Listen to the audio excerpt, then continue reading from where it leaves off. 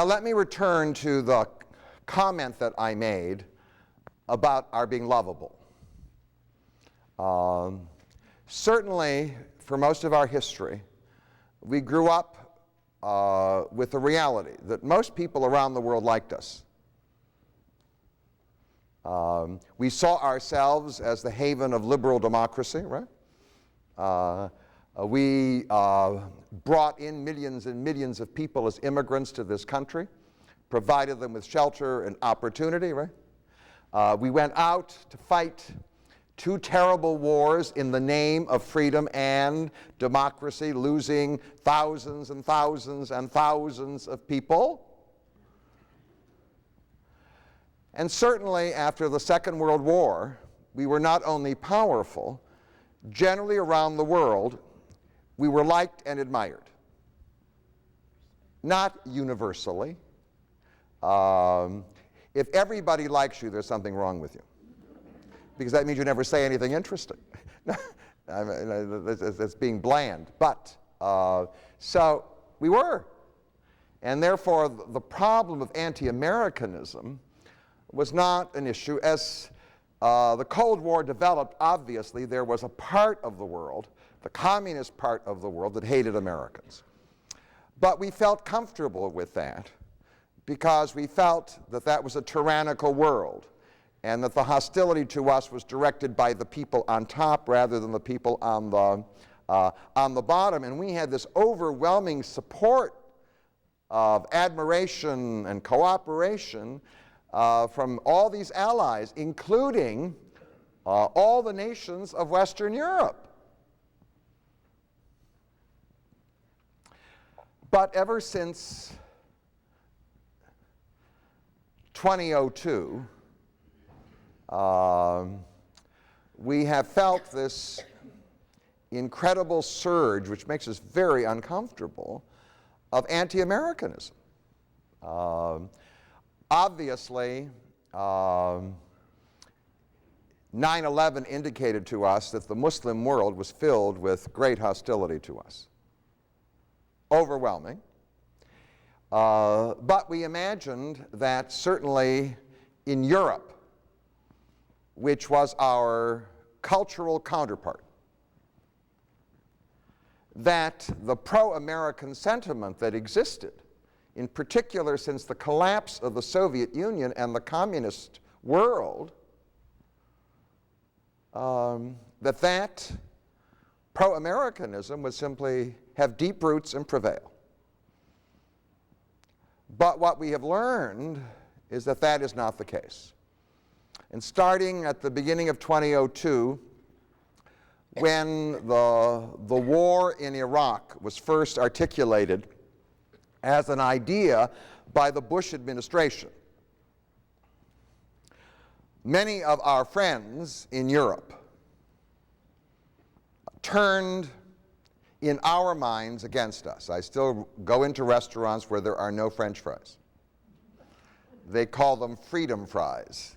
And I mean, the hostility to the French and even to the Germans. I mean, the 2 major nations of our alliance, or the 3 major nations of our alliance in Western Europe against the communists, were Great Britain, France, and Germany, and West Germany. And 2 of them turned against us. And polls indicated that the majority of people in these 2 countries felt hostility toward the American government. Now, everybody says, well, we hate the government, but we don't hate the people. After a while, it's very hard to make the distinction. You just use the word the Americans, right? And that was very, very disturbing. It's very disturbing to arrive in a place where you were formerly liked or admired and find that you're having to explain yourself, apologize. I had to do that this summer. And I was not in France or Germany, I was in Greece. So there's a change.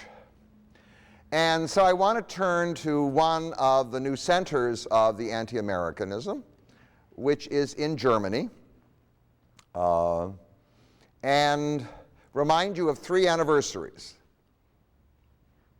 90 years ago, in 1914, a war began, which we call the First World War.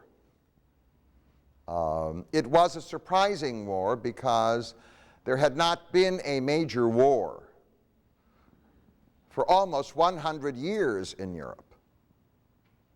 I mean, there had been small wars, but not a major war. Not since the Napoleonic Wars had there been a major war in Europe. And when the war started in 1914, Europe had become the most important continent in the world. The armies of the Europeans and the economies of the Europeans had gone out to conquer the world. In 1914, if you looked at the map of the world, the continents of the world featured either governments chosen by European powers, they were colonies, or featured languages and cultures shipped out by Europe. North America, English and French. South America, Spanish and Portuguese. Africa, colored pink and purple, English and French. Asia, India, English, and under the domination of the British, the jewel of the, I mean, everywhere. So there was this enormous power locked up in Europe, and the surprising thing about this war was that it was a stupid war. It was a stupid war because it was the time when Europe should have united. If it had united, its power would have been overwhelming and the story of its future might have been different. Instead, in 1914, the great European powers, who basically shared a common Western culture, turned against each other in a war of great devastation in which millions of people died.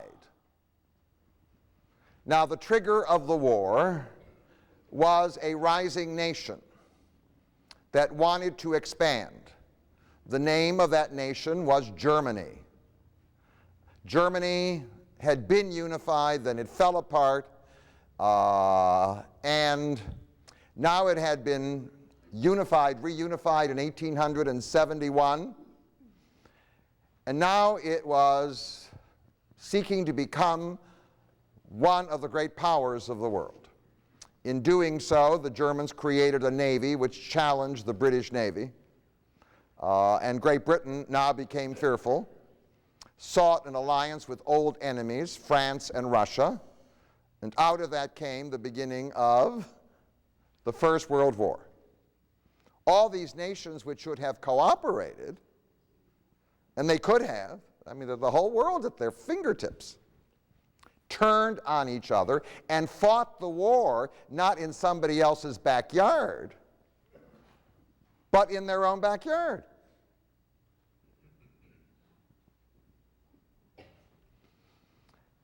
Let me give you another anniversary. It's 1944. That's 60 years ago. In 1944, 60 years ago, D-Day had already taken place. This was the Second World War. And many people in this room, like me, remember the Second World War. By 1944, the war was approaching its end. At the center of the controversy again was a nation called Germany. And this was the second war in which the Americans fought Germany. Now you have to understand, there had been in the United States of America at the end of the 19th and the beginning of the 20th century a great deal of pro-German sentiment. The largest ethnic group in this country is German. There are more people of German descent in the United States of America than of any other national origin. And that applies to the Detroit area as well. I mean, they've all been Anglo-Saxonized, Anglified, whatever, but that's it. I mean, at one time in Detroit, you could walk the streets at the end of the 19th century, you heard German all the time. There was the Harmony Club, the great, club of the German elite. The leading banks in Detroit were German-owned. So there was a great deal of pro-German sentiment. But in the end, the United States of America chose between the English and the Germans, and because of our native culture, chose the English over the Germans, and we ended up in a war with Germany. The Second World War, however, was aggravated by the presence of an ideology which the government of Germany and many of its people had embraced, which was called Nazism. At this time, 60 years ago, an assassination attempt on Adolf Hitler had failed. You remember, in July of 1944. He was wounded, but not killed, and Germany continued to prosecute the war, which led to the absolute and total devastation of the country. At the end of the First World War, Germany was not touched. At the end of the Second World War, it was a ruin. Another anniversary is 1954. In 1954, the preparations for a meeting in Rome the following year was taking place.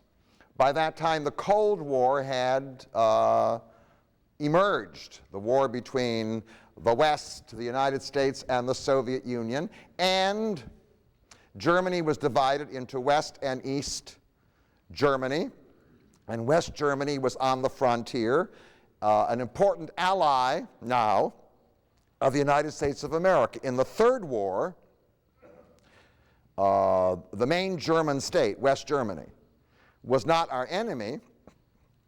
It had become our ally against the Russians. And at that time, an idea emerged, sponsored by the United States of America, which was hoping that if all the Western European powers could unite, that would increase the power of the resistance against the Soviet Union. So out of it came an idea which they should have thought about in 1914. Europe is too small for all these little nations. Do you understand? Even little nations that think they're big.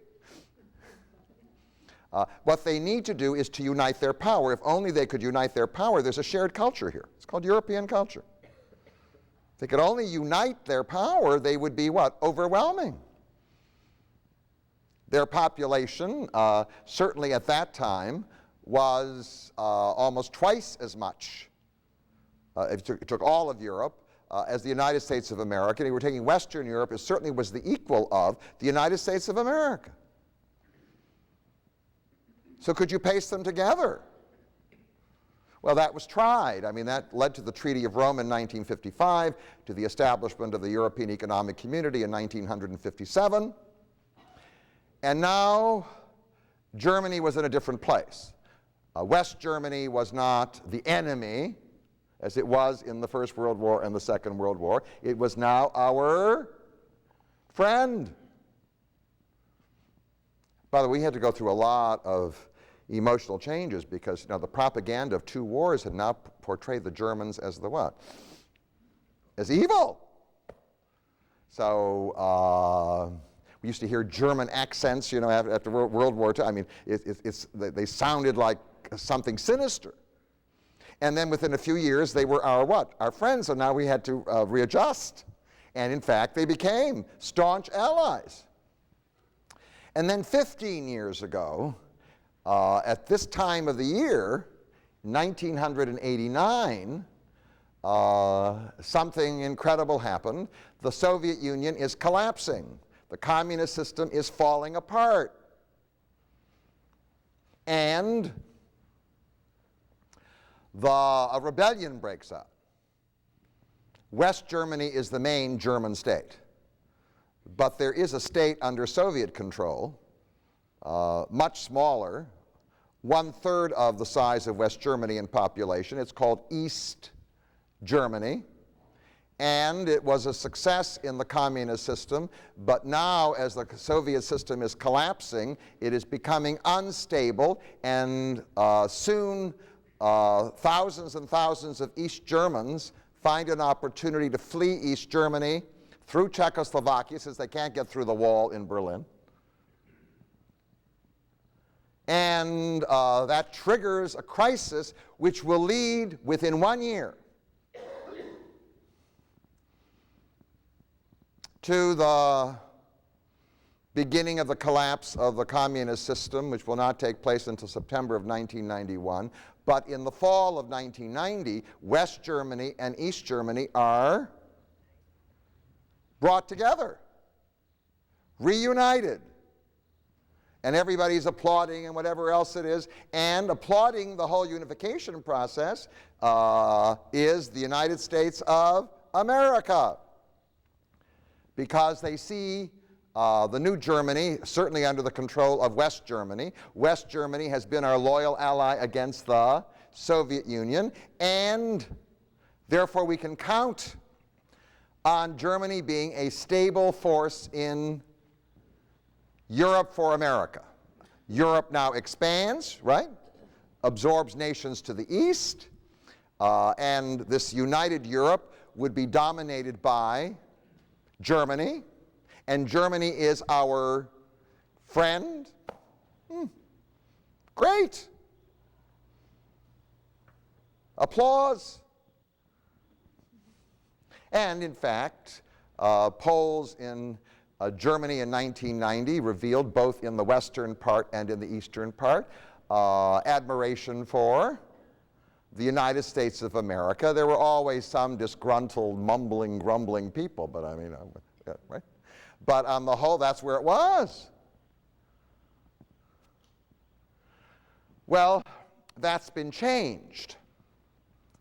So let me just give you, because you have to understand what I call the German psyche, all right? So let me just give you what I call some of the ingredients that have gone into the making of the German people. All right, the first, obviously, is a racial and ethnic complex that we call the Teutons, who lived in Northern Europe. They started out in Sweden, and then they crossed over into Europe, and they invaded Europe, and they were divided up into many tribes and nations. The Franks, the Saxons, the Burgundians, the Lombards, whatever, and they then swept down, and they conquered most of the Roman Empire and destroyed it, at least the western part of it, and imposed their rule on most of Europe. In the process, they picked up from the Romans two things. One, a culture, we call it Greco-Roman culture, which entered into the Germanic world, right, as it entered into all European cultures. And the second was a religion, which is called Christianity. Since the Germans were in Western Europe, they belonged to the Western branch of Christianity, which we call Roman Catholicism, and certainly the Germans embraced that religion. Throw into the stew what we call the Reich. So let me give you this word, Reich, since when I grew up with this word, Reich. All right. The empire. Very early in their history, the Germans established an empire, which was the most powerful nation in Europe. And in fact, in the German psyche, the memories of that period remain. We call it the First Reich. And it lasted for almost 1,000 years. It was first created by a German who has a French name for us. His German name was Karl, but the French called him Charlemagne. He's not French. He's German. And he, in the year 800, created the First Reich. And in fact, he took a title. He was called Holy because he was Christian. He was called Roman because he presumed to be the successor to the Roman emperors. So his German nation was called the Holy Roman Empire, and it covered almost all of Western Europe. But it collapsed for a short while because of the Vikings. But in the 10th century, the First Reich reemerged, this time led by a man called Otto. Why not? And he, in the 10th century, reconfigured the German nation, the German empire, and certainly for 3 centuries, Germany was the most powerful nation in Europe. More powerful than the French, and more powerful certainly than the English, whatever it be. And the source of their power was trade, not military. The source of their power was trade, that the major trade routes in Europe ran from north to south right through German territory, from northern Germany and Scandinavia down through Italy into the Mediterranean and then onto the Muslim world. There it was. The next thing in the stew, which was the undoing of the First Reich, was an event which Protestants are very proud of. It's called the Reformation.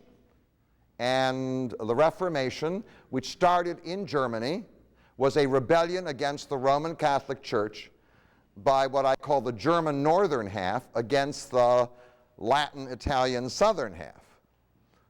And the rebellion was successful, and Germany was split into, there's a north-south line that runs through Germany, which at one time was a war line. To the north of it, that's northern Germany, is Protestant. To the south of it, southern Germany, is Catholic. And I do want to tell you, what destroyed the First Reich was that the Protestants and Catholics went to war with each other. And the result of that war, which went on and on and on, and which destroyed millions of Germans, was that the country sort of fell apart. By 1648, Germany had disintegrated into 365 little independent duchies, counties. I mean, it was like a mess. It's as though Melvindale declared its independence. Okay, fine. No, that's the equivalent. So, and the question was who was going to paste it back together again, and 2 candidates arrived to do that. They're part of the stew. The first major candidate to try came from southern Germany. Today, Austrians try not to be Germans, because since World War II, there was no positive benefits in being German. But historically, the Austrians are what? They're Germans. There is no language called Austrian. Austrians speak German. So the Austrians try to reconstruct the Reich, to bring it back together again. And for a century and a half, they're very powerful. But they can't do it. They fail. So another German state tries to paste it all back together again. This state's in the north. It's Protestant. The name of this state is Prussia. The capital of Austria is Vienna, which for a long time was the capital of Germany. The capital of Prussia was a newer city called Berlin, which expands in size as Prussia expands in size. The Prussians do what the Austrians couldn't. And in 1871, to prove their power, they defeat the French, who don't want to see Germany reunified, and they reunify it. It's a great scene. Bismarck is standing. The Prussian army has marched through Paris and then marches to Versailles. And in Versailles, isn't that an interesting? It's in Versailles, Bismarck, the great chancellor of Prussia, now looks at the King of Prussia and says, Willie, I don't know what he called him. You're not just the King of Prussia now, you are the what? the Emperor of Germany. You are the Kaiser. And so Germany is reunified. However, the consequence was that a part of Germany was left out. Austria. The Austrians went sulking and ended up with the Hungarians, but I mean, they were left out of Germany. They were German for most of their history. So now you've got the Second Reich. And the Second Reich is dominated by the culture of Prussia. Prussia was created as a state in the 17th century. And at the heart of the success of Prussia, which was built on a sand dune, if you go to Berlin, that's the central area of what we call Brandenburg or Prussia, and you try to grow anything, a potato, you can't. I mean, the soil is useless. The only way for this little state to do anything was to go out and conquer other states, which they proceeded to do because they invested most of their money in the military. And they turned Prussia into a military camp. All men were drafted. All cowards were killed. No. There are a lot of cowards. And within 50 years, 60 years, Prussia was transformed into a military state, and the mood of Prussia was now transferred to Germany. It's not true that Germany historically was militaristic. It is not true. The First Reich was not built on the military, it was built on trade. It was the Second Reich, which was 1871, that was built on the military, and in fact, the Prussian officers now moved in to control that Second Reich and to become part of German culture, so that by the time I was a child, if I thought of German, I always thought of what? Military. Military discipline. All you have to do is visit Germany today, and you can see how non-intrinsic it is to the German character. If you look at the behavior of German young people today, I mean, they throw their garbage sometimes on the streets. They're the children of another cultural wave. The militaristic wave has not held out, because it's not an old thing. It was something brought fairly recently into what I call the German equation. But the militarism led Germany to commit suicide. It did, because the German desire for expansionism triggered two major European wars that turned into world wars for an obvious reason. Since Europe had conquered the world, if you have a war in Europe, you're going to have a what? A war around the world. So 2 world wars are triggered.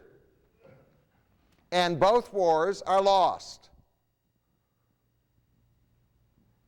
And for the same reason. It's called overreaching. The Germans fought both wars on 2 fronts. Now, America was strong enough and rich enough to fight a war on 2 fronts. We fought a war in the Second World War on 2 fronts. You remember? The European front and the Pacific front. And we managed it. The Germans tried to fight a war on 2 fronts. Now, I do want to tell you, in World War I, they defeated the Russians. The Russians sued for peace in early 1918. A treaty was signed with the Germans in which most of Western Russia was turned over to the Germans and their allies. But then the exhausted German army and people had to turn west to finish the war on the Western Front, and by that time the Americans had arrived. And the German economy, the strain was overwhelming. In the Second World War, the Germans had sort of wiped up the Western Front, right? Norway, Denmark, the Netherlands, Belgium, France. I mean, they wiped it all up, right? And they, by May of 1941, I was in Crete, came the great moment of what I call the German triumph. In May of 1941, it was essential for the British to hang on to Crete. It was right near the Suez Canal. And out of the air for the first time, I mean, talk about the technological wonder of it, came these flying soldiers. They're called paratroopers. It was the first paratroop conquest of a place, of a nation. They came swooping down, and they took Crete. So 1 month later, however, came the mistake. One has only to contemplate what would have happened had Adolf Hitler digested his enormous conquests, and since Stalin was willing to help him, Stalin was scared and would send him oil and send him grain and whatever, what would have happened had he not invaded Russia in 1 month later in June of 1941. But what happens, it's not true that what I would call nationalism is rational. Because what you want, once you taste glory, you want what? More of it. And there's no end to the amount of glory that will satisfy you, because glory is the way you mobilize people. People will die for glory. The glory of their family, their tribe, their whatever else it is. Anyway, so by the end of the Second World War, there it is. Now, out of the ruins of the Second World War, there emerged 3 German states. I do want to tell you that 1/3 of Germany was taken from Germany. There was an article recently, again in the New York Times, because now in Germany the children and grandchildren of these people are now beginning to organize. What we call Western Poland today was Eastern Germany. And in this territory lived 13 million Germans. It's called Silesia, the capital of which was Breslau. Breslau doesn't exist anymore. It's called Wrocław. And the German city of Danzig doesn't exist anymore. It's called Gdańsk. So the 13 million people were driven out. They were given a few hours' notice, and they were told to pack their things and to move. Their territory was being given to Poland. Eastern Poland was taken by the Russians, and Western and Eastern Germany was to be given in compensation to the Poles. So Poland is shifted to the west, and 13 million people are thrown out. In addition to the 13 million people who were thrown out, there had historically lived in the First Reich what today we call the Czech Republic. Was part of Germany. It was called Bohemia. Prague was a German city. There were millions of Germans living in Czechoslovakia. We know about that. It was called the Sudetenland. They're given a few hours' notice, and they what? Have to pick themselves up and cross over. Pouring into West Germany are millions of German refugees. It is estimated that out of the 13 or 13.5 million refugees, 2 million died in the march. Now, there wasn't much concern for them at the time, because after all, the horrors of the Nazi regime were such that people simply thought it was what? Appropriate punishment. But I do want to tell you, this is absolutely traumatic. The German border is shifted to the west.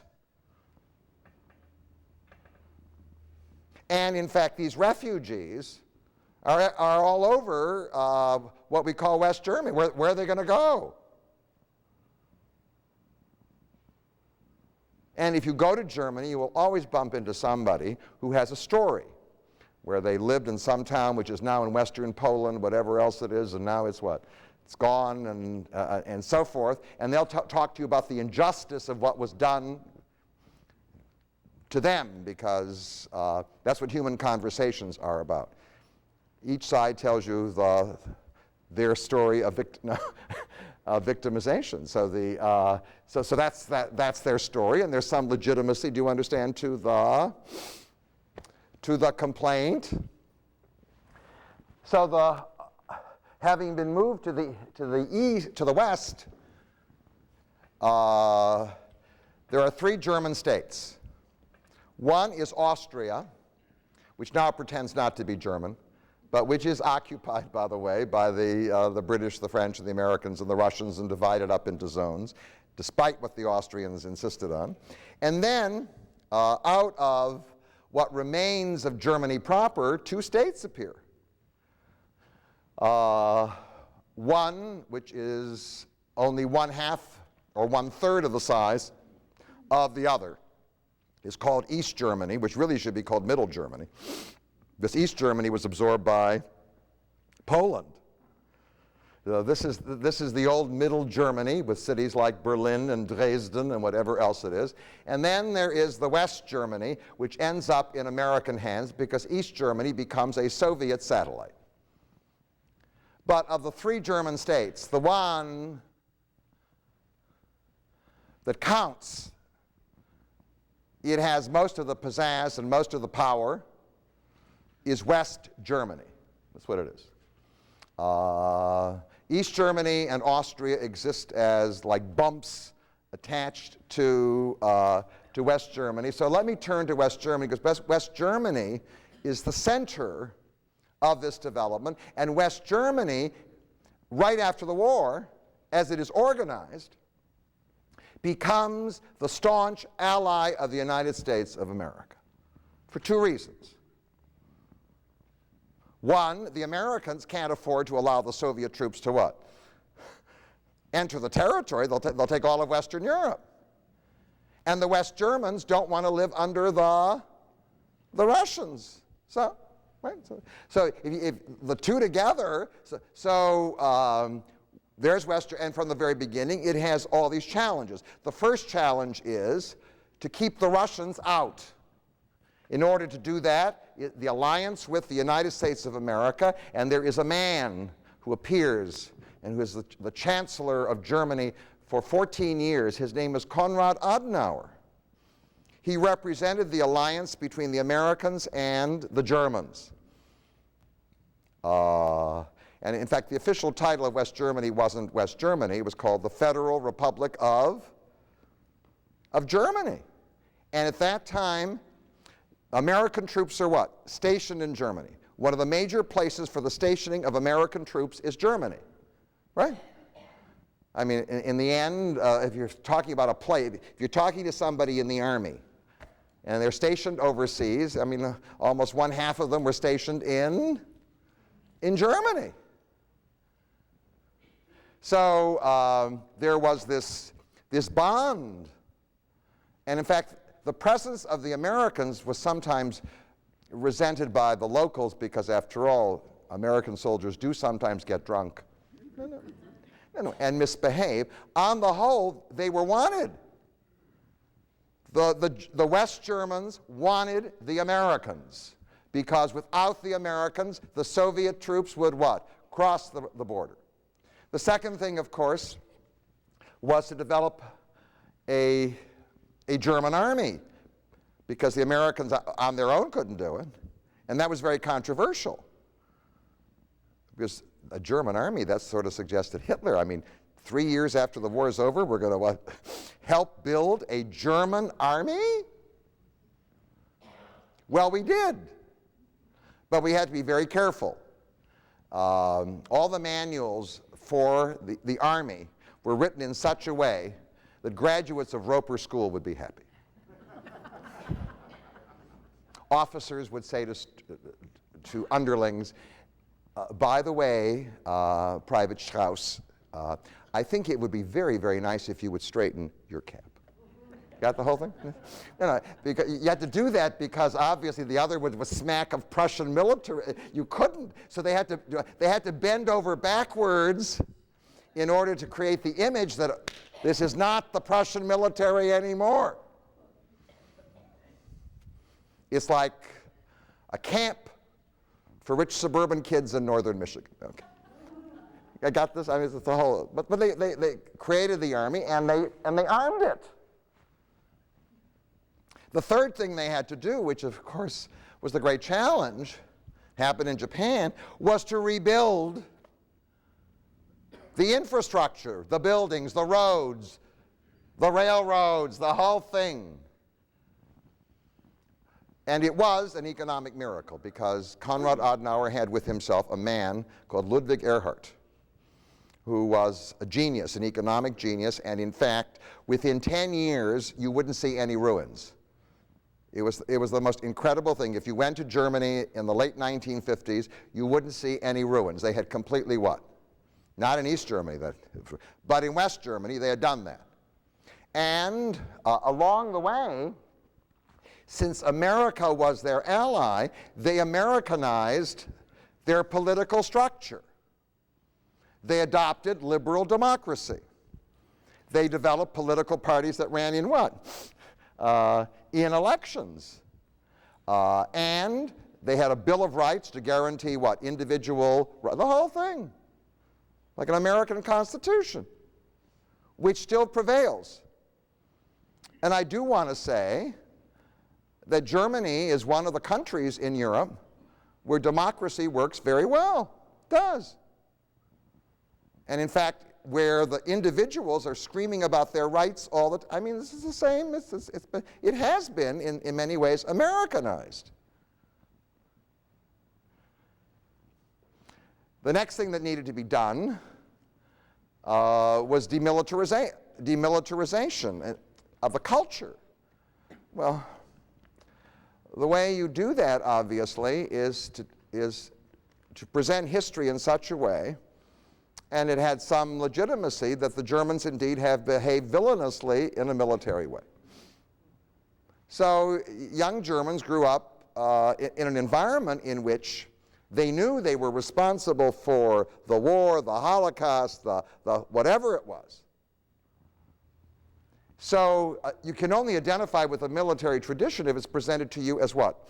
Wonderful, but now if it's presented to you as bad. Already by the 1960s, German kids were talking back to their parents. I mean, when you go to Germany now, it's been Americanized. I mean, it's true. I mean, you can't take a culture and totally transform it. It's been Americanized. The young people rebel. They're all searching for themselves. They don't want to get married until they're 48. No, I mean, no, it's the American scene. Do you get married or do you go into assisted living? That's the choice now.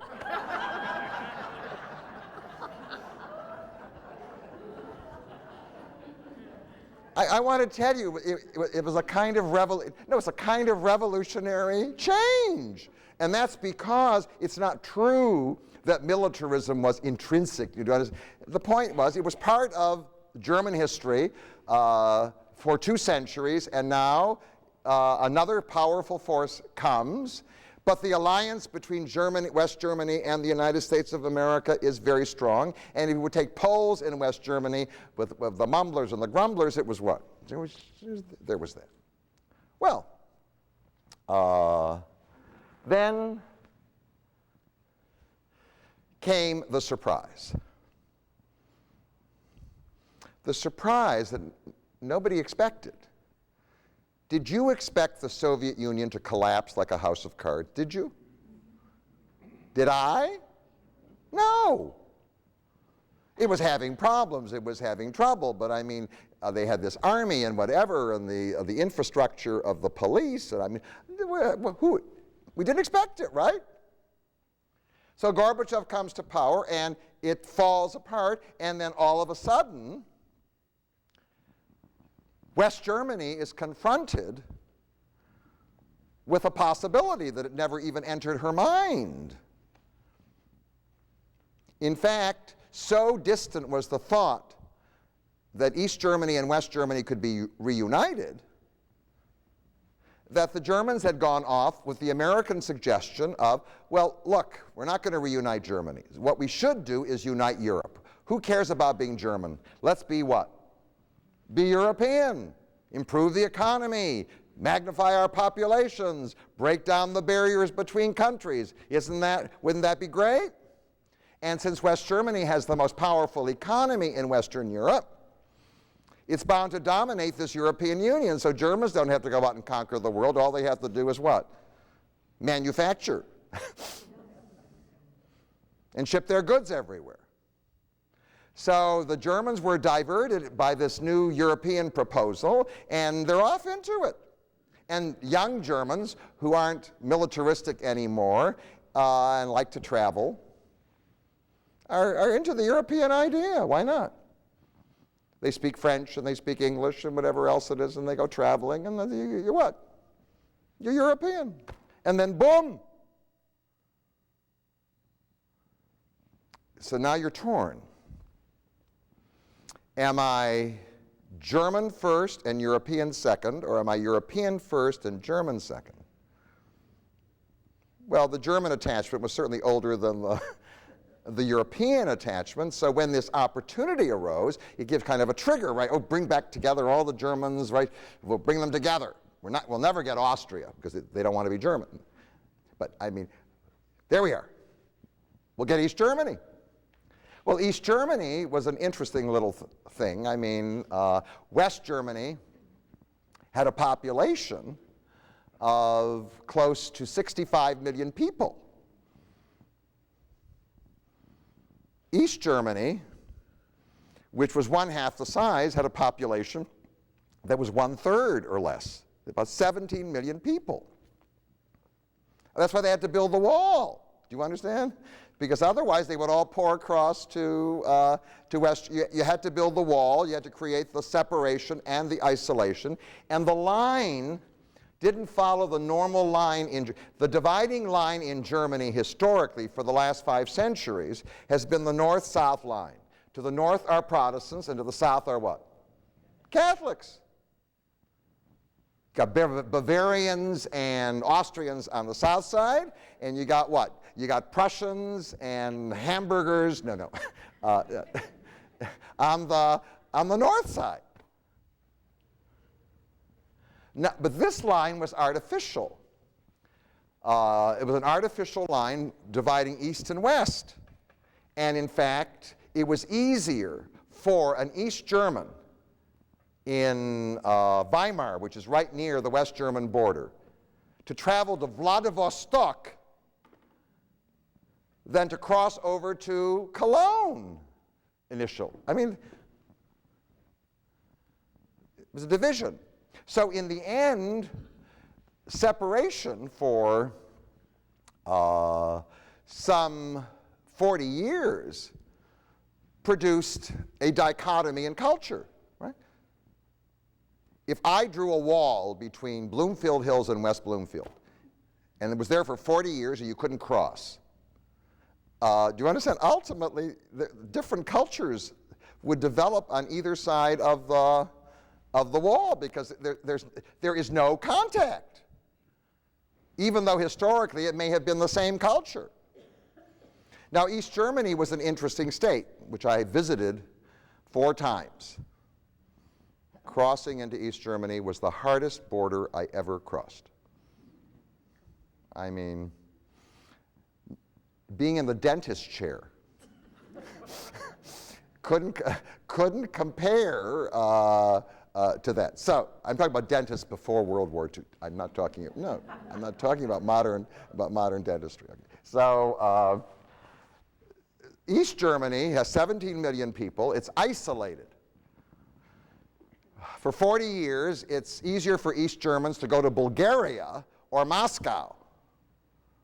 Its main hotels, if you went to Dresden, Hotel Neva. Neva, this is Dresden, this is Dresden. Neva. Hotel Lenin, thank you. So, but East Germany was, in communist terms, a great success. And in fact, East Germans were proud of the fact that they were successful, meaning the most important industrial power among the Soviet satellites was East Germany, even though it was the smallest. Poland, please. Nobody in the communist system wanted a Polish product, or a Bulgarian product, or a Romanian product. If you wanted precision instruments in the communist world, you got them from East Germany. So, and in fact, East Germany had less internal disturbance than most of the other places. I mean, there was one rebellion in 1953, and that was it. I mean, over. So East Germans would tell you the problem with communism in the Soviet Union is the Russians. They don't know how to run an efficient communist government. They don't. Nor do the Poles, nor do the Romanians, nor do the Bulgarians. Turn communism over to the Germans, and we'll make it work. It's true. So, if you were taking a vacation, let's say you lived, unfortunately, in Rostov on the Black Sea, a dump, a Russian dump, and you want to take a vacation. Everybody wanted to take a vacation in East Germany. Because when the first time I was in East Germany, I went to Weimar, and I could tell the whole place was filled with Russian tourists with gold teeth in the front. Do you remember that? Do you remember the gold teeth in the front? We used to have that in America at one time among immigrants, but the gold teeth in the front. They're all because that was the place to go.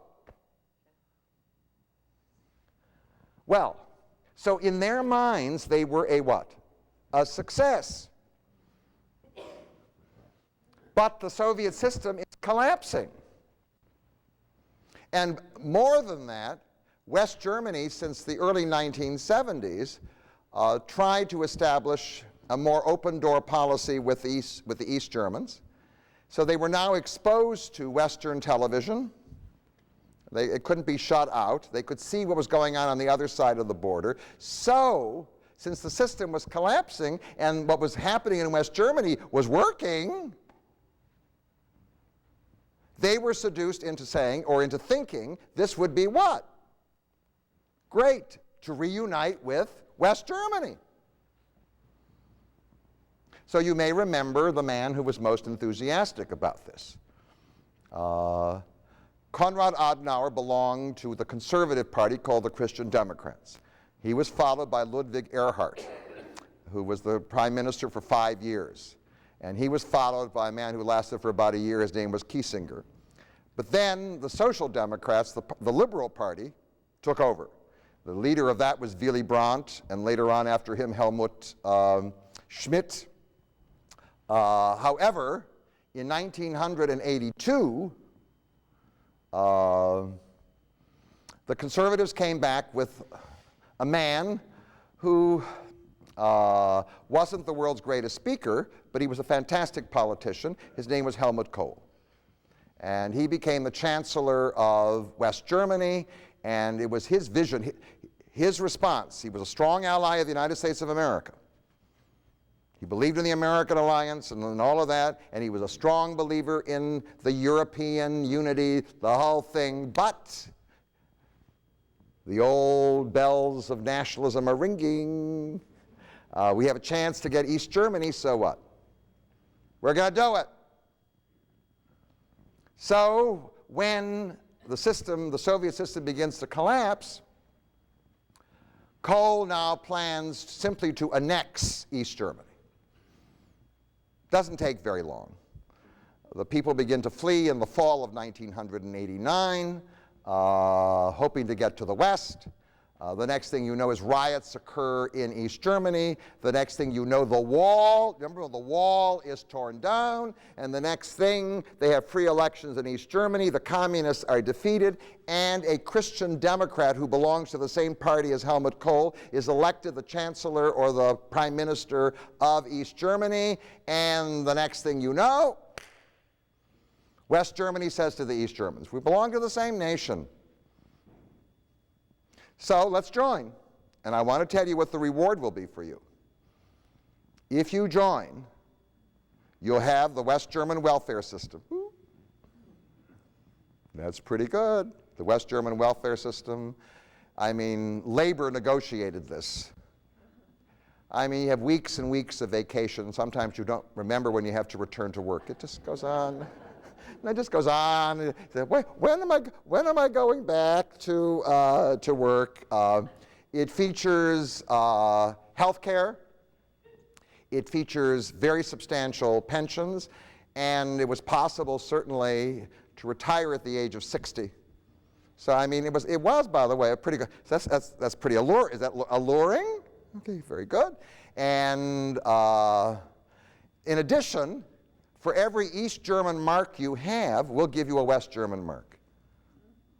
So if you have a piece of paper that you might wallpaper with, and something that's real, I mean, East German marks were not that bad, but I mean, compared to West German marks, it was not. So I mean, of course it was alluring. The next thing you know is on October 3rd, 1990, West Germany and East Germany come together.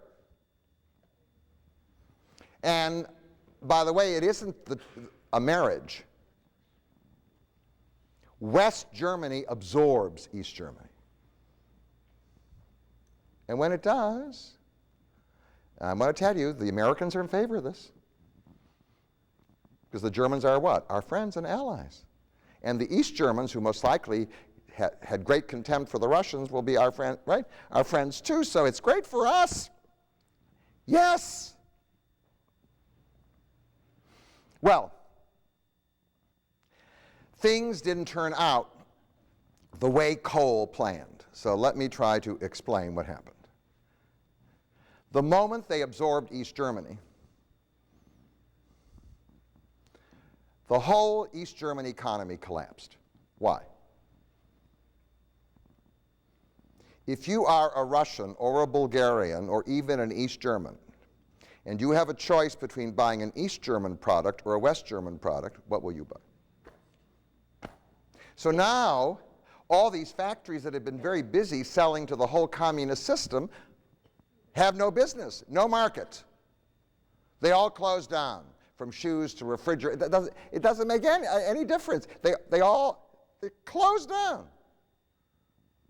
So within a few months of the unification, which was supposed to be the great wonder for East Germany, close to 50 to 60% of people in towns are what? Unemployed.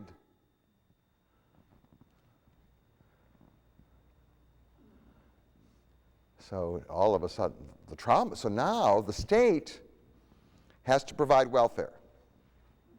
Did you promise me welfare? Yes. So now you got 17 million people you didn't have on the rolls before, and now the state has to pay to sustain you. Are the welfare receivers happy? No, because they want to work. So they get the welfare. They're not happy about receiving the welfare, but they get the welfare. The cost to the state is absolutely enormous. So this miracle of merging isn't so. In fact, unification destroyed the East German economy. Destroyed the East German economy. It would be as though you put up a wall on Woodward Avenue.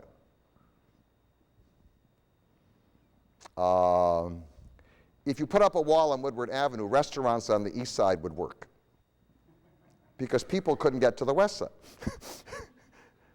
Do you understand? But as long as you have those wonderful restaurants on the west side, most east side restaurants, do you know the last restaurant in Grosse Pointe that worked? So the point is, So the East German economy just what?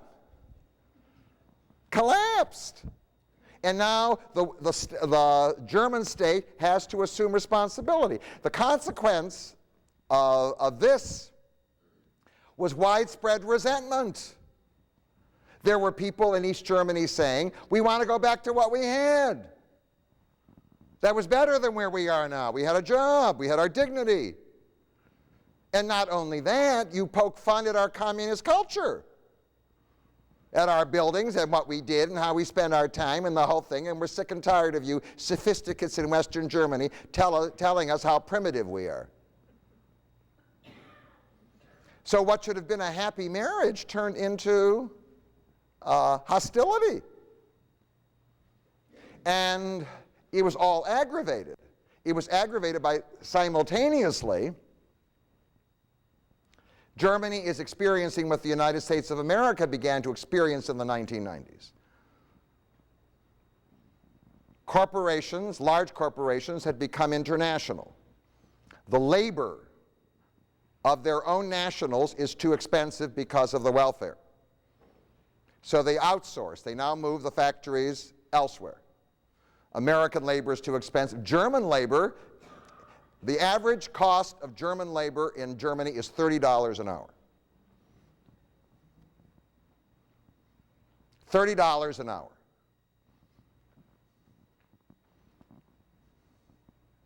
So, I mean, if you're in an international corporation, what? And in fact, the fall of the communist system made it easy, because now, right across the German border is a country with a terrible economy called Poland. So what I'm going to do is, they'll work for nothing. So I'll just move the factory, what? Across the border into Poland. They'll work for nothing. It's the Mexico of Europe.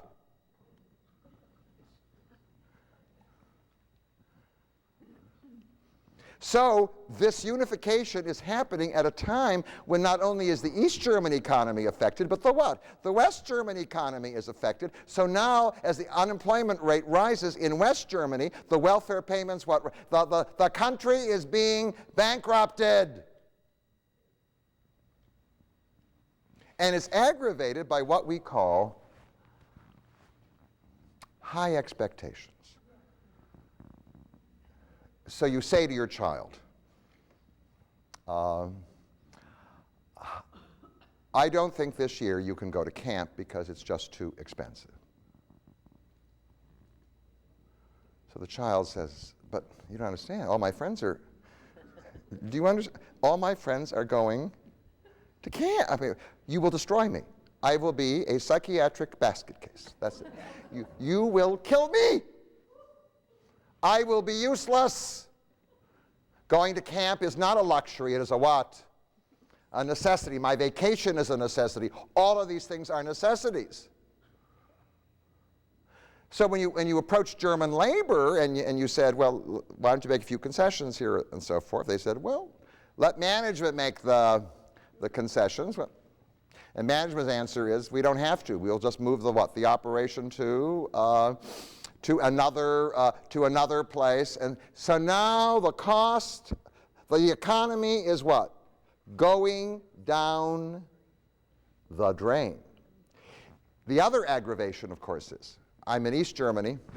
I don't have a job. Don't have a job. What I notice is that in West Germany, there are, let me give you this, 7 million foreign workers or their children or their grandchildren. That's almost 10%, 9%, almost 10% of the German population now, because the German birth rate is what? It's an aging population, and so foreign workers have been imported over the years to do menial work.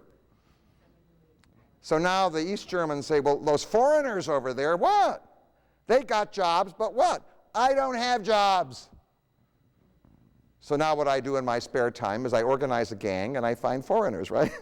And then I hit them. So foreign workers in Germany found themselves assaulted by groups of people called skinheads or the neo-Nazi gangs. In many cases, they were simply unemployed youth expressing their frustration So now you can see what's happening. This wonderful plan of a beautiful marriage is going down the drain. The German economy, which is supposed to be the star economy of Europe, is what? Going down. The unemployment rates are rising. An election. The election is held in 1998. Helmut Kohl runs in the election. He has been the chancellor longer than any other chancellor. Adenauer was the chancellor for 14 years. He was the chancellor for 16 years. He now runs, and he loses. And he loses to a man whose name, as we pronounce it in English, is Schroeder. All right, fine. So, he's a man in his 50s who started out as an arch-leftist, a Marxist, but since, you can tell from his suits, has entered the bourgeois world. He's just he's kind of a welfare state socialist. Now, you say, fine, Kohl failed. We need some new thing. The problem is that Schroeder is on the left, and the left is supported by the unions, and the unions want the welfare to stay the way it is. And the only way to make the economy work is to cut the welfare package, but the people who elected you don't want to cut the welfare package. So you need some kind of an issue to keep going. Because once you get in power, you may not be able to rescue the economy. And if you can't rescue the economy and you want to stay in power, you may have to find another issue. So now let me tell you what that issue might be, and then we'll, before the break, just tell you what that issue might be. Already in Europe, on the left, there had arisen this idea that it was time for Europe to graduate from its dependence on the United States of America. After all, the Cold War was over. And so what we need to do is not to be the dependent of the United States of America, letting America just tell us what to do in foreign policy, but to create a Europe that will be the equal of the United States of America so that we can deal with each other as equals. Got that? Got this idea? Well, that idea wasn't appealing to the American government for some reason. But it grew as an idea on the left. So, as time went on, there now developed in Germany in the 1990s the beginnings of what I would call a certain kind of anti-Americanism, the same kind that occurs in France, which is we want to be equals, not what? Not inferiors. It's time. We've done our homework. An issue. One of the ways to win votes is to avoid the economic issue, which is primary. We have that in our country too. One of the ways to get votes is to avoid the economic issue and then to simply say, there is for us an issue of dignity. Are we going to be run as we have been run for the last 50-some years by the United States of America, or are we going to run our own affairs and create a Europe that will be the equal of the United States of America? Why not? Well, if you can't solve the economic problem, that's a great issue to pick up So I'd like you to take a break and come back in a few minutes, and we'll pick up on what happened to this issue in Germany. 350 organizations all over America have come together to create the Coalition for America's Children. Now we need your help to fight for America's children. On the big highway of life, there's only one safe place for kids. Backseat, baby. The front seat's not the place to drop out. Don't want that big old bag to pop out. Backseat, baby. Put that booties in the backseat now. Backseat, baby. Have that some kids you never meet. I'm here to remind you to put them behind you. Backseat, baby. Wow! Look at here. Backseat, baby. You stay alive even when I drive. In 1998, the foundation of developing an anti-American policy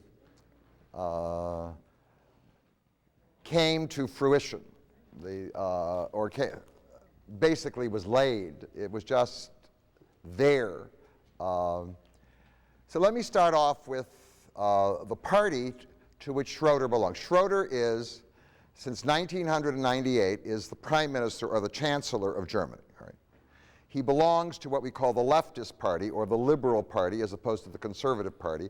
In the end, Germany ended up with a three-party system. There is a third party that's rapid, and now maybe a four-party system, so let me give you the system. Initially, there were two parties.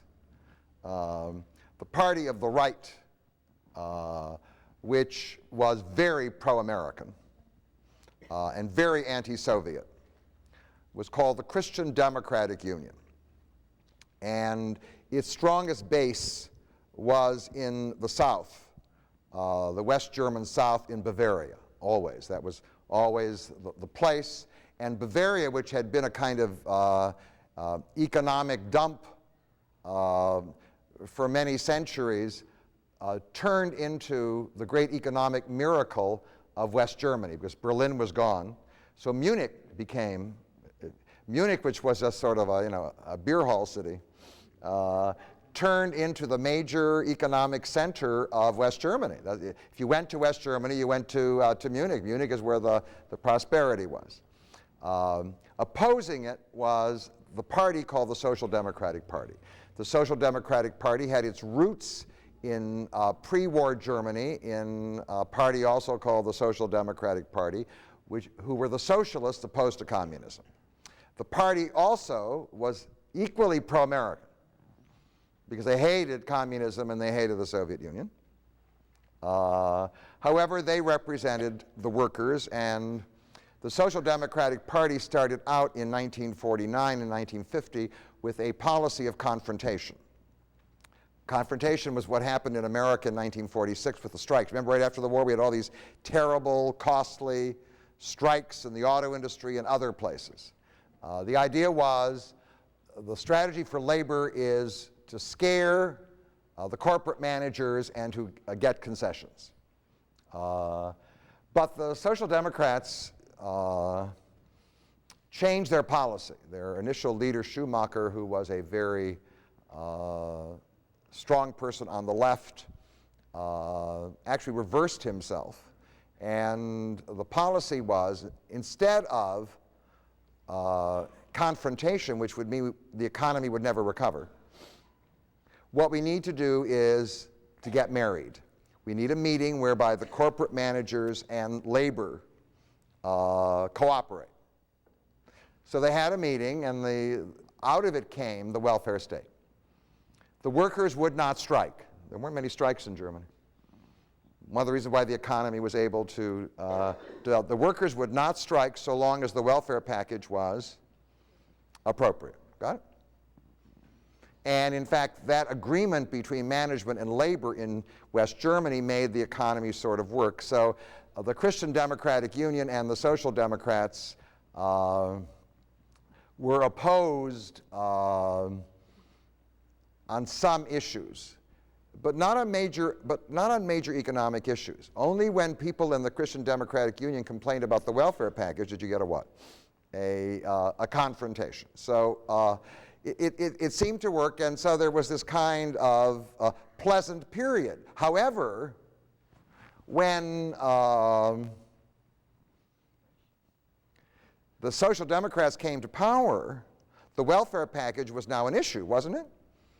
Meaning, if you keep that level of welfare package, you're not going to be able to compete in the global economy, so you have to cut the welfare package. And now a confrontation is emerging between the two.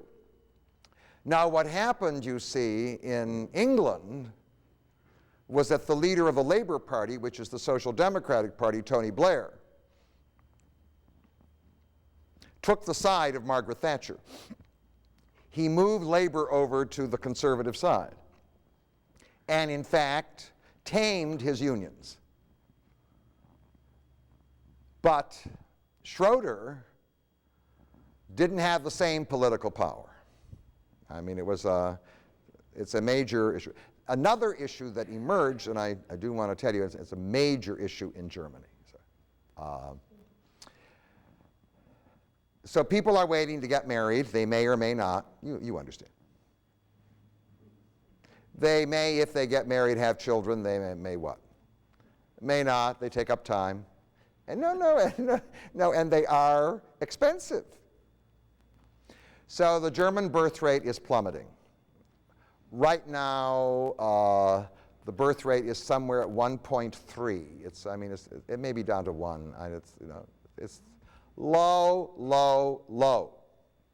So 1 out of every 5 Germans is retired.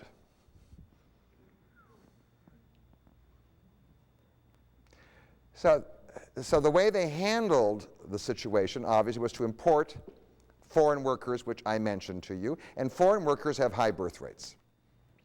So now the question arose in Germany, which wouldn't arise in this country. Can a foreign worker become a German citizen? We would never ask that question here, because we're a land of immigrants, right? What do you mean? You move here and you want to... Wrong. The German law, the West German law, made it difficult for foreigners to become German citizens. Because they said being German is not only a matter of living here or even speaking German. Being German is a matter of ethnicity. I mean, we have the German people, the German you understand. I mean, Turks aren't Germans. So and the other reason was that certainly they didn't want the foreigners to vote, because if they voted, they might upset the whole political process. So one of the issues that appeared at this time in the election was the issue of the foreign workers, who were growing in number and who wanted to become citizens easily and who wanted to vote. Now, the party on the right, the Christian Democratic Union, didn't want these foreigners as citizens, and they didn't want them voting. But the Social Democrats, on the other hand, saw a potential voting bloc, do you understand, for themselves, if only they could get them citizenship. So they promised that they would make it easy for foreign workers. By the way, often in the 3rd generation they couldn't become citizens. In this country, it would be what? I mean, it would be it would be outrageous. It would be called racism or something like that. All right. So the Social Democrats say that they want to change the law. Now, if you change the law, you will arouse the anger of lots of people, even poor Germans, who most likely would vote Social Democratic, who don't like what's happening to their neighborhood. You understand. All these foreigners are what? Are moving. Yeah, I know, I don't have a lot of money. I know, but after all, I mean, we don't want more of them, and we certainly want to make them citizens. Now, adding to the mix are two other parties. Got the Social Democratic Party? Right? There is a small party which was conservative. The Christian Democratic Party was in favor of the state supporting religion, both Catholic and Protestant. The other party is for the separation of religion and government. That's its main issue. On economics, it's most likely the same as the Christian Democratic Union. It's called the Free Democrats, and often they were allied to the Christian Democrats, giving them a majority in the German parliament. And the other party is sort of new. We now have it in the States. It's called the Green Party. The Green Party arose out of the issue of environmentalism.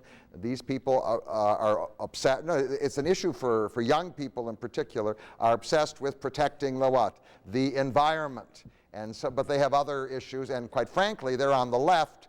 So if you have a social democratic government, and you don't have a majority, and you need more votes to get the majority, the party that you most likely would turn to is the what?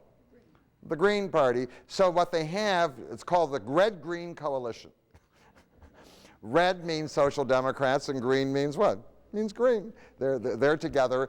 They're in the government, and so now Schroeder's there, and he has a green foreign minister. I don't mean like Greenhorn. I mean, no. Green, and his name is Joschka Fischer. I don't know, and Joschka Fischer is, from his appearance and manner and whatever, often appears to be more appropriate to what I would call a meeting of college intellectuals than what we would call the halls of the foreign ministries of the world. But it's an interesting part of the government. So now the left is in power. They're not really able to get the full parliament to approve of the change in the citizenship law. That's hard. What's disturbing Germans now, you can see it, but they don't know what to do about it. What's disturbing them is that their country is ceasing to be German in their eyes. That you walk out on the street and what? Right? Look for the Germans, Turks, Slavs, blacks. You understand. Got it? But there is a way to cure it.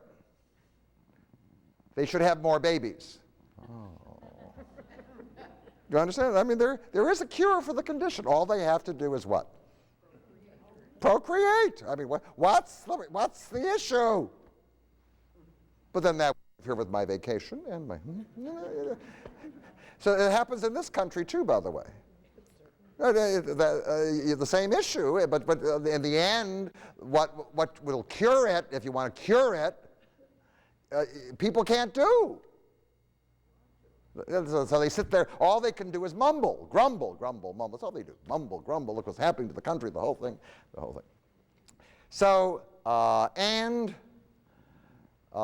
Schroeder does try, in his first term, to tame the unions.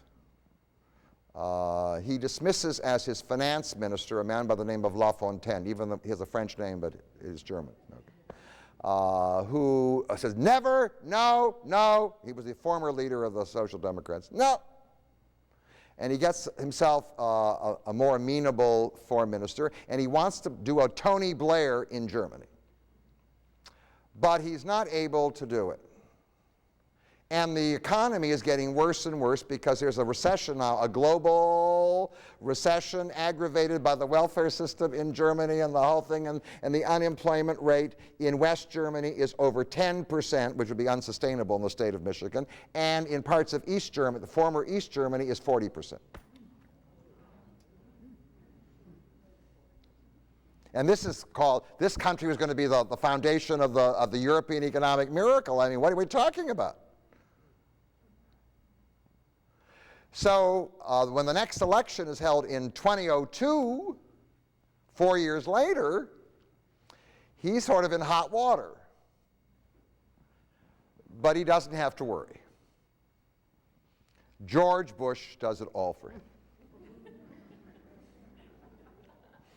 He doesn't have to run on the economic issue because George Bush now proposes to go to war with Iraq with or without the approval of the United Nations.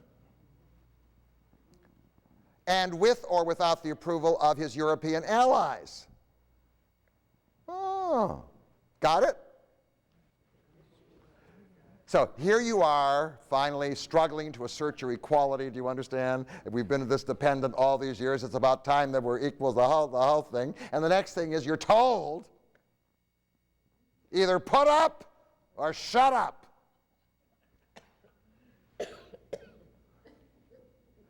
So now Schroeder has an issue.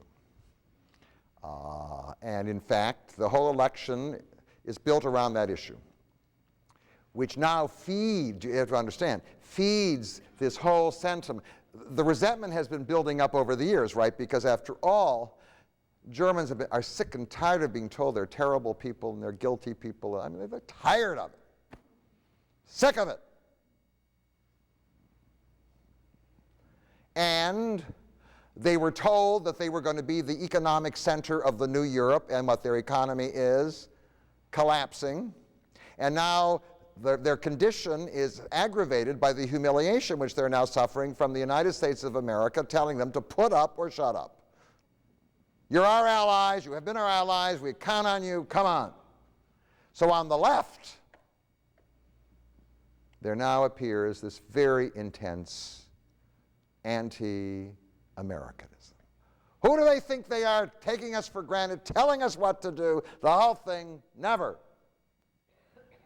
And Schroeder feels the anger. He can hear it. That's the issue to run on.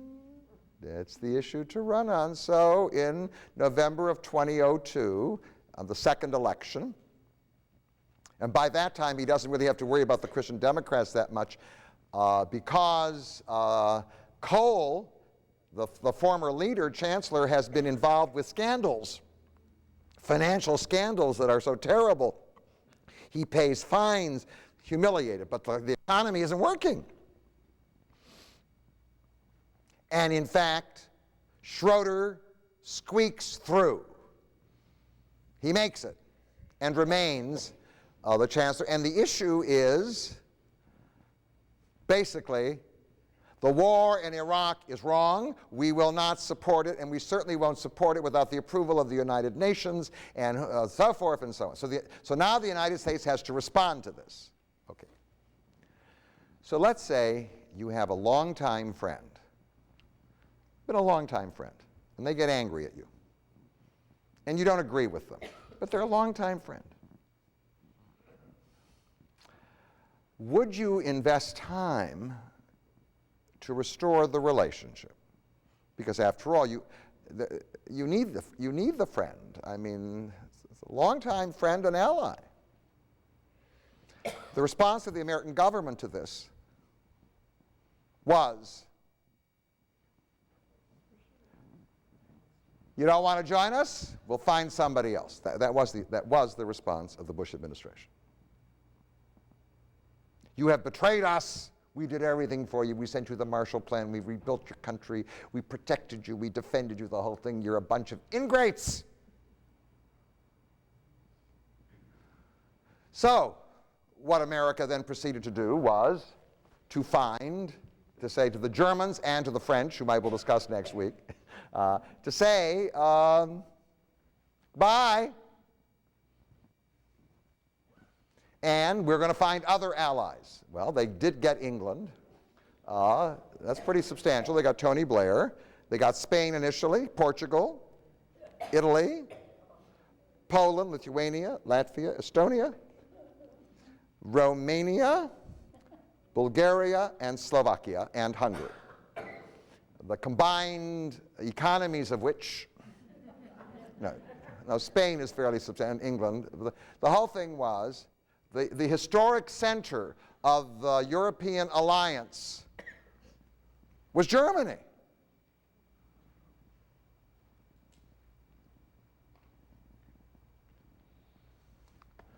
Well, since Schroeder won on the war in Iraq, once the thing was started up, you could easily feed on it because all you have to do is open the newspaper any morning, right? And you get reports about what's going on in Iraq.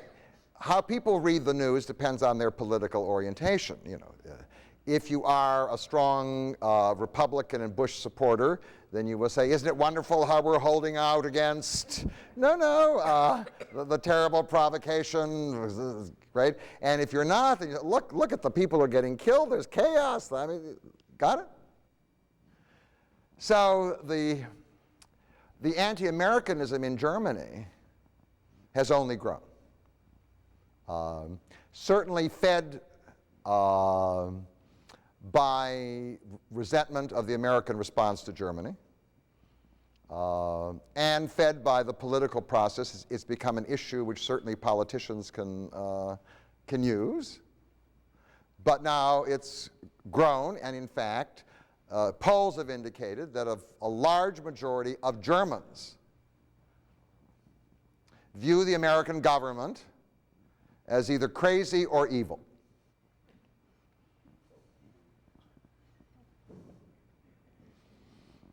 Now, is that a success story for American diplomacy?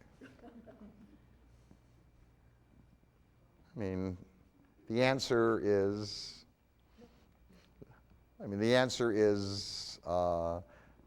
no. So let me now draw to a conclusion, because what had been an overwhelmingly pro-American environment has now, since the war in Iraq, feeding on old resentments, turned into a debacle for the United States of America. And reversing that public opinion will not be easy.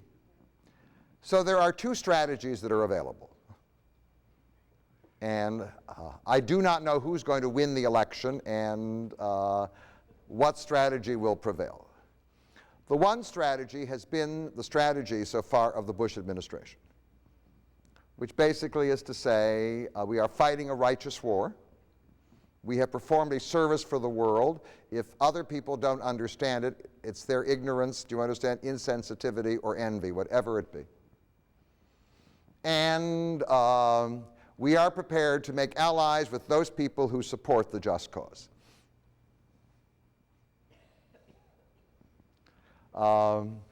And the other side of it is the following. You Germans can hate us all you want. Your country's in deep trouble. Your economy is what?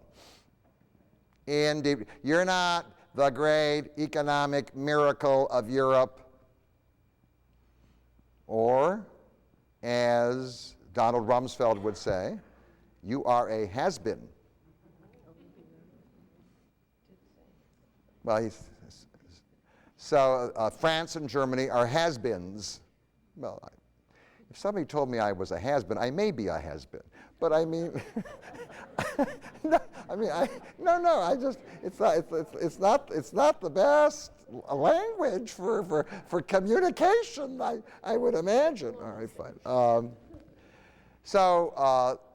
What the implications of that strategy is that we simply feed anti-Americanism in Europe, and that's not to our advantage, because the reality is that we need Europe, and the other reality is that culturally and politically and economically we share the same agenda. The closest cultural allies we have are in Europe. There's nobody we're going to find anywhere else in the world to equal them. And to encourage the division of Europe into the pro-American and the anti-American camps is to undermine all the work that we did for years. I mean, we invested all this energy and time in developing the European Union as our ally. And maybe it wouldn't hurt if we could talk to them sometimes as equals. Parents do that to children sometimes. What they do is they really control the situation, but when they talk to them, they say, you're in charge of your life, and I'm in charge of my life, and now let me offer you a suggestion. And what you do is you allow people to say face. There's no face saving here at all.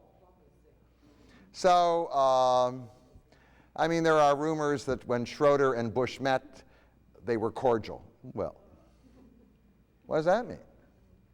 The other strategy is that what we need to do is to rebuild our alliances. One of the major alliances we need to rebuild is Germany. One of the prices that we pay in our foreign policy is that we only act, certainly in cases of war, with the approval of our major European allies. Otherwise, we undermine an asset that we have been working at for a long, long time. So, that's what life is. You can't do everything you want. Sometimes you forego certain things because there is a higher or more important value that you wish to retain.